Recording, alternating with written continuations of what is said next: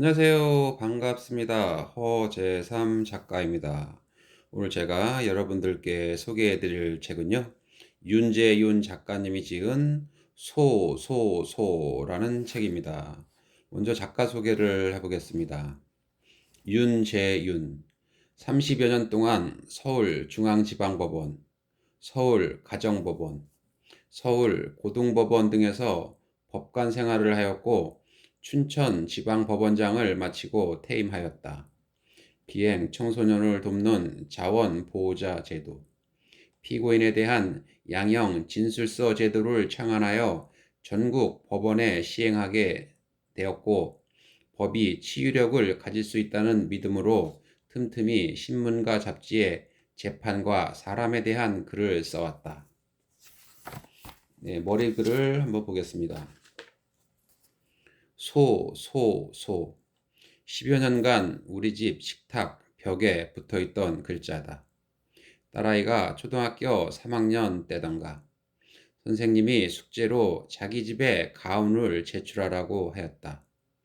가운이 있을 턱이 없어서 며칠 동안 아내와 함께 끙끙댄 끝에 마침내 탄생한 문구였다. 어떻게 해서 이 문구를 만들었는지는 기억나지 않지만 이것을 식탁 옆에 붙여놓는 것을 보면 그때도 꽤 마음에 들었던 것 같다. 프린터로 큼직하게 뽑아서 벽에 붙여 놓았었다. 그 후 이사를 하면서 이 가운을 적은 종이는 사라졌고 잊혀졌다.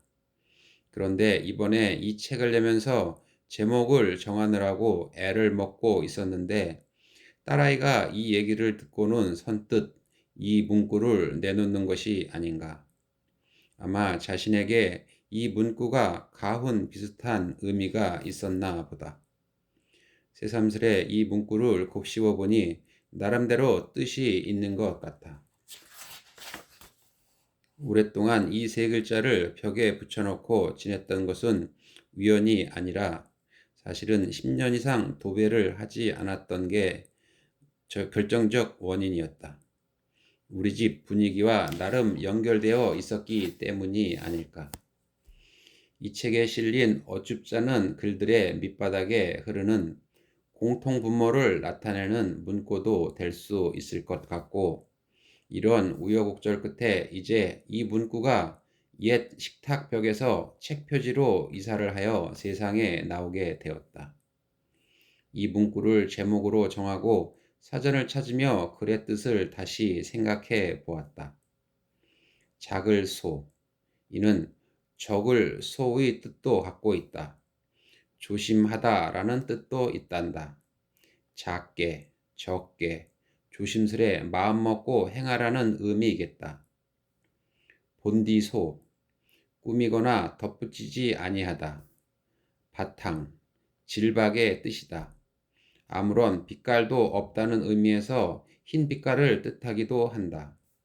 생긴 대로, 본 바탕대로, 꾸미지 않는 마음가짐과 태도를 나타낸다. 웃음소. 이 글자를 파자하면 대나무에서 나는 소리다. 세상에서 가장 아름다운 것 중 하나가 웃음이다. 웃음은 단순히 웃기는 일이 생겨서 웃는 것이 아니라 웃을 수 있는 마음이 갖추어져 있을 때야 가능하고 깊은 데서 터져 나오며 이때 마음이 아래에서 위로 열린다. 아무리 짧은 웃음도 그 순간 하늘의 느낌을 갖게 한다. 소. 네이버 국어사전에 의하면 이는 우리말인데 바람이 아주 부드럽게 부는 모양을 뜻한다고 한다. 작게, 본디 바탕대로, 웃으며 사는 모습이 바람이 부드럽게 부는 모양과 같지 않을까.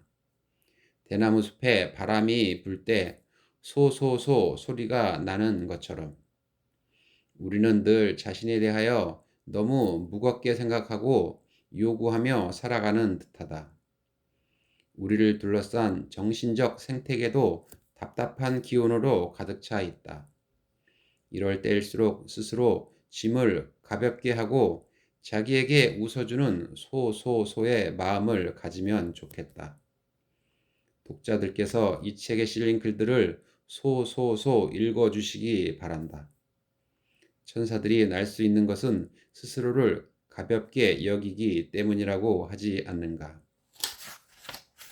네, 목차를 보겠습니다. 1장 소 작아야 날아오른다. 2장 소 세상에 단 하나 본디 내 모습. 3장 소 웃음 대나무 숲 바람소리. 4장 소소소 나답게 사는 기쁨. 네, 그럼 본문으로 한번 들어가 보겠습니다. 내 삶의 작은 불꽃. 나는 초등학교 때 거짓말을 아주 잘했다. 동네 만화가게의 단골이었는데 아이로서는 만만치 않은 돈이 들었다. 할 수 없이 어머니 지갑에서 돈을 조금씩 빼내기 시작했다.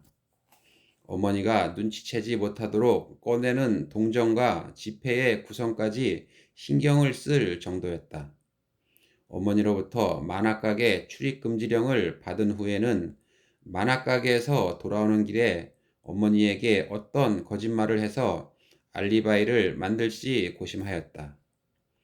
이렇게 만화가게를 몰래 드나들다 보니 어머니 눈치를 살피며 마음이 편치 않았다.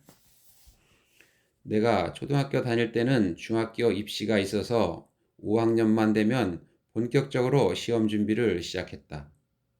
시험을 자주 보았는데 서울 변두리의 초등학교에서는 아이들의 점수를 공개하여 비교시키곤 하였다. 어느 땐가 점수가 아주 나빴는데 점수표 총계의 끝자리 숫자가 1이어서 이를 7로 고쳐 어머니에게 보여드렸다가 들통난 적도 있었다. 노느라고 숙제를 못한 날에는 어머니 몰래 사유서를 만들어 어머니 도장을 찍어 선생님에게 버젓이 낸 적도 있었다. 나중에는 더 대담해져서 학교 도서실 직원을 속여 탐나는 책을 들고 나오기도 하였다. 어린이가 성장하면서 거짓말을 하는 것이 심리적 발달 과정의 일부라고 하지만 내 경우는 이런 수준을 훨씬 뛰어넘은 것이었다. 어쩌다 하는 거짓말이 아니라 자기 필요를 채우는 방편으로 거짓말을 하는 버릇이 생긴 셈이었다. 그래서인지 자신에 대하여 떳떳하지 못한 느낌과 불안을 갖고 있었던 것 같다. 하지만 겉으로는 정상적인 생활을 하여 중학교에 들어갔고 공부도 열심히 하면서 재미있게 지냈다. 중학교 2학년 가을의 일이었다. 미국의 존슨 대통령이 방한하였는데 우리 학교 학생들도 환영 행사에 동원되어 광화문 거리에서 국기를 들고 기다렸다. 그때 무슨 일인지 한 친구와 몸싸움 직전까지 갈 정도로 심한 말다툼을 하였다. 담임 선생님이 와서 왜 그러느냐고 물었고 잠시 뒤 나는 스스로 생각해도 깜짝 놀랄 대답을 하고 말았다. 얘가 옆에 있는 여학생한테 장난을 쳐서 말렸어요. 완전한 거짓말이었다. 어떻게 그런 거짓말을 했는지 모르겠다.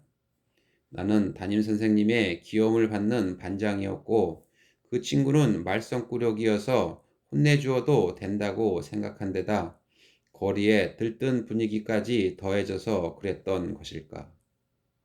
선생님의 만류로 그 친구와 화해를 하였지만 그의 황당해하는 표정은 절대로 잊지 못할 것 같았다. 나 자신이 너무나 부끄럽고 실망스러워서 견딜 수 없었다. 좋은 책도 읽고 모범생으로 지내지만 그런 게 무슨 소용인가. 내 속은 거짓으로 가득 찬 것 같았다. 초등학교 때 저질렀던 거짓된 일까지 떠오르면서 마음이 아주 복잡했다. 우울하고 답답한 심정으로 꽤 여러 날을 보냈던 것 같다. 일요일 아침이었다. 문득 내가 이렇게 거짓말을 한 이유가 무엇일까 하는 의문이 들었다. 곰곰이 생각하니 내가 사람들에게 실제 나보다 더 잘 보이려고 하는데 원인이 있었다.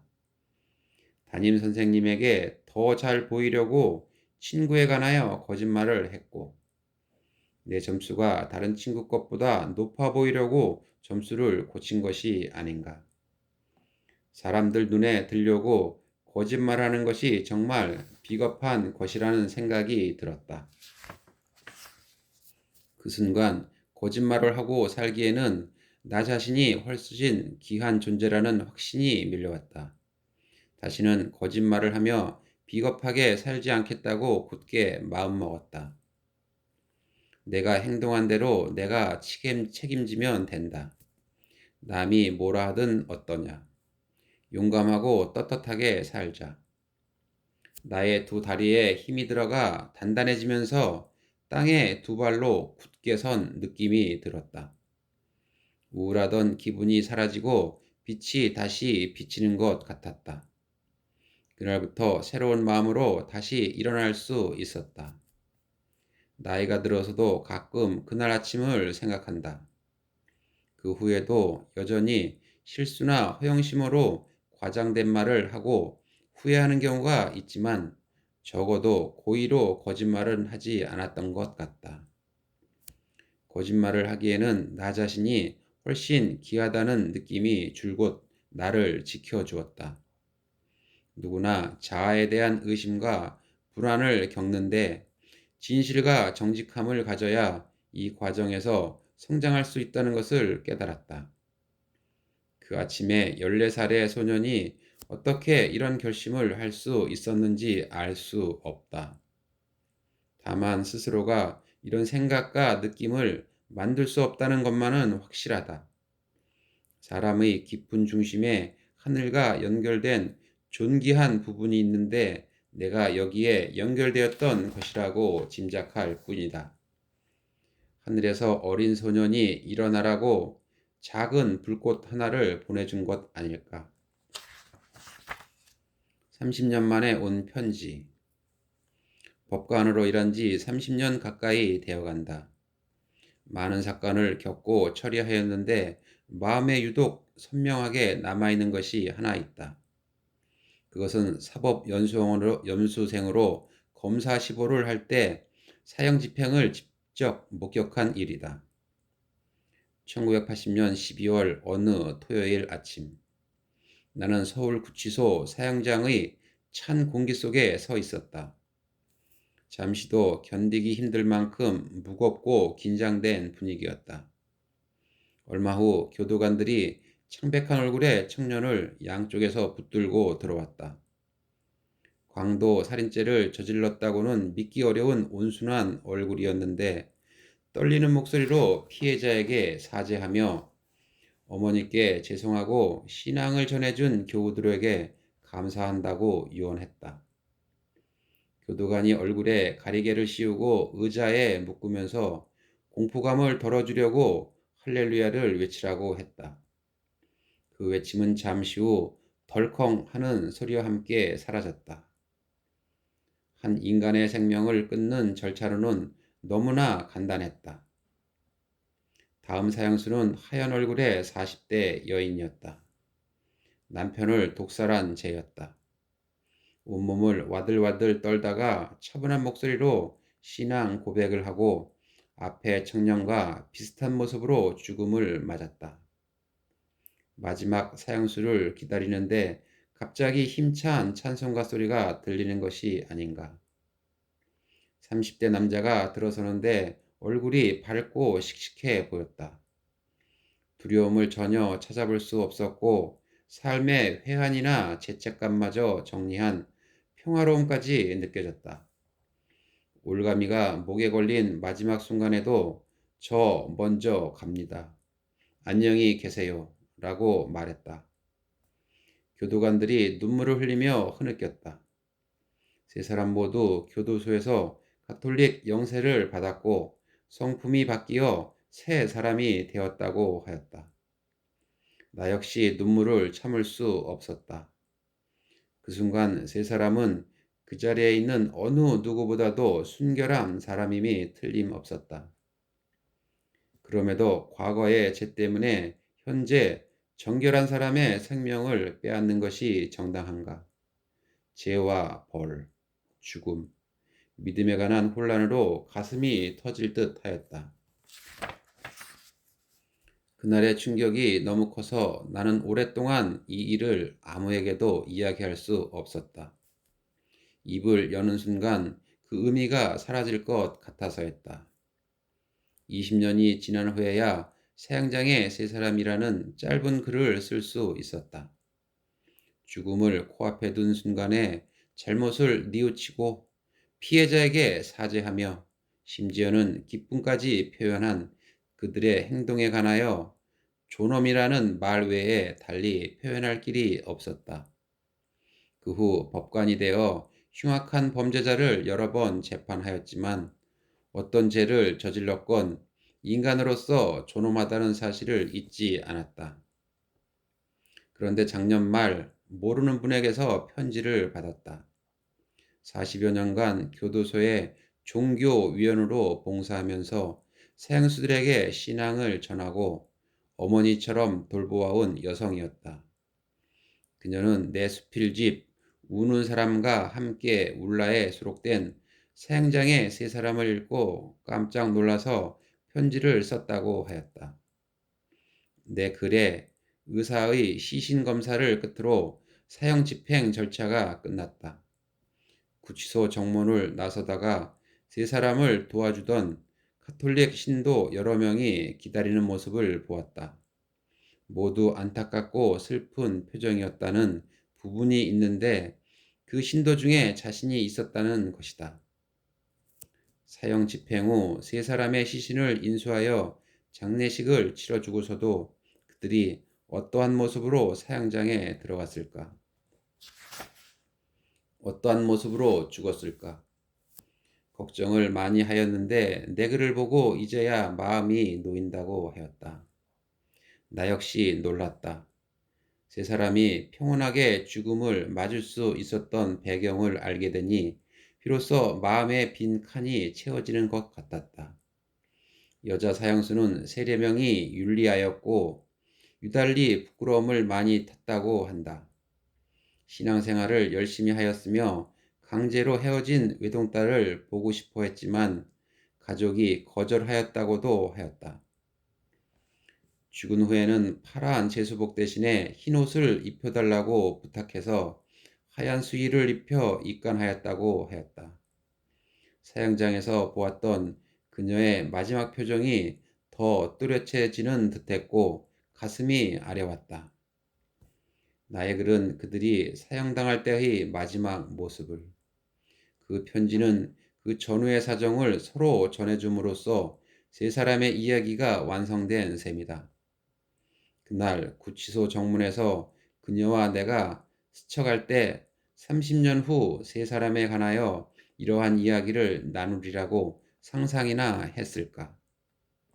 아니, 그 편지는 그들을 묻고 돌아온 날 그녀가 미리 마음에 써두었던 것이고 배달만 30년 후에 된 것 아닐까? 죽음과 영원 앞에서 30년과 하루가 무슨 차이가 있겠는가? 30년 만에 온 편지를 읽으면서 우리 삶의 신비에 새삼 가슴이 뜨거워졌다.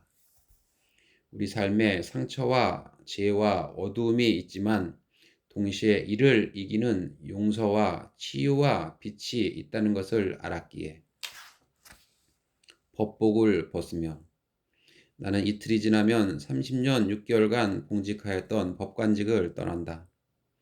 퇴임일이 가까워지면서 30년이란 시간이 얼마나 짧고 덧없는 것인지 실감하고 있다.